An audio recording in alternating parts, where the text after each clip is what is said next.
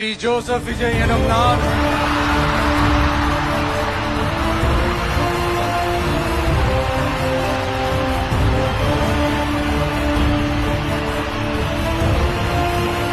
சட்டப்படி அமைக்கப்பெற்ற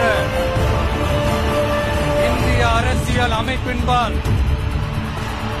உண்மையான நம்பிக்கையும் மாறா பற்றும் கொண்டிருப்பேன் என்றும்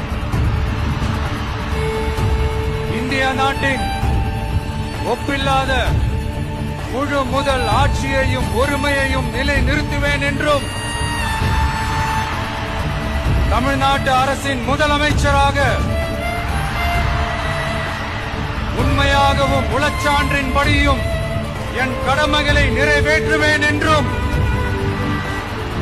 அரசியல் அமைப்பிற்கும் சட்டத்திற்கும் இணங்க அச்சமும் ஒருதலை சார்பும் இன்றி விருப்பு வெறுப்பை